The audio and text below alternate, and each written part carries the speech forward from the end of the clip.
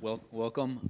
How was your first fight week as a UFC fighter? How's it been, the experience and everything? Yeah, there's a it's been amazing, man. Just getting to know the team. Team over here is just so organized, so on point, so welcoming, so hospitable, so helpful. It's good. It really just feel like I've just been signed to a new football team and just getting all the facilities. Everything is just done at top tier level, so professional. So yeah, I'm excited, man. I'm happy to be here. Has that brought any extra nerves? I mean, you're such a veteran that you've been around for so long and have experienced so much, but it is something new, right? Yeah, it's a new experience, but I embrace new experiences. I always say I love being a student and learning new things, and so that's how I feel. It just feels like I'm just experiencing new things. I'm just soaking it all in, and come Saturday I get to release all that energy. And you've talked about how being in the UFC was a dream of yours for quite some time. So I'm sure that you daydreamed a lot of one day transitioning and joining the UFC. When you who did you envision yourself fighting? Is Kevin Holland the guy that was on your radar and somebody you wanted to fight? Nah, not really. As in, like, at that point, it was just a case of just being here. You know, when you're visualizing it, when you're visualizing being in the cage, it's more just me, the crowd, what I'm doing, my finishes and how my entrances and all that kind of stuff. The opponent doesn't mean anything because all I'm trying to do is manifest all the good points of it, and whoever get kicked in the face on the way, it doesn't matter. And what are your goals joining this promotion? Is it the belt? Is it just having fun, super fights? What is your goal now that you're in the UFC? I don't do things just to make up numbers. So we're here for the belt. I'm here to get the bling. So getting to the top is key, which is why I start with somebody or the likes of Kevin Holland. It needs to be that type of challenge. There's no point. I don't have time to be trying to build myself up, and I don't need to.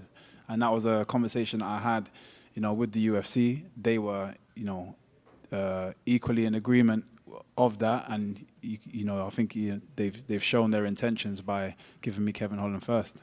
Lastly, what does the path to the title look like for you? A big, entertaining knockout, and maybe another spectacular knockout, and then the belt. Michael, Kevin's known as a bit of a showman, as are you. In a way, is this sort of the perfect starting platform for you, right? If you go in there and he talks a bit of shit to you and you can talk some shit back, get the knockout, that propels you in a way that, like, Michael Chandler got propelled by Dan Hooker. Are you sort of looking at this like that? Yeah, I keep telling everybody I feel like we're going to have the first live in-cage podcast of me and him talking. But, yeah, no, it's such a great fight, I think, for so many different reasons.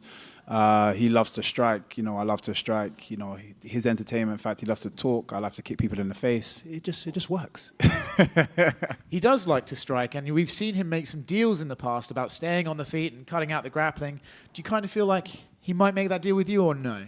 He is definitely not going to make that deal. I think he's had a taste of that style already. And I don't think he's going to want to use as many of his attributes as possible to make sure he wins this fight. In a way, though, if he does do that to you and you get to stop that and still get the victory, that shows the UFC fans that, hey, like, I'm not just this flashy guy getting strikes. I can do MMA. No, of course. And but the thing is, for me, I don't, and I've never cared to prove anything to anybody. I know what I do. I have to do it in training every single day. And the fact that people think I go to an MMA gym and only train kickboxing is wild to me, considering I'm doing MMA. So yeah, like, I'm where I'm so superior in my striking. It does feel like everything else is miles behind, but it's slowly catching up. Last one for me, for the people who might not know, how big would you versus Leon Edwards, English versus English, be for the world title? Stadium type big. This is what I mean, and it's just so good for the UK. It's so good for inspiring more talented fighters in future coming from that side of the world. I'm just going to keep manifesting. I'm going to keep putting it out there, and we're going to make it happen. Right here, next to you. Kind of going off of that, I know a lot of people want to see you in the UFC before, but given the state of UK MMA now with Tom and Patty and Molly and now you and Leon, is now the perfect time to kind of join the UFC, considering like that part of the world is seemingly never been better? Yeah, 100%. And this is why I say I think things just happen for a reason. I'm a big believer, and you know, everything happens for a reason. And everyone's like, oh, you know, I felt like you should have been here years before and this and that. No. It happens for a reason. And as you say, look at the state of the UK MMA now. It's just a perfect time to add an explosive, exciting, very good-looking guy.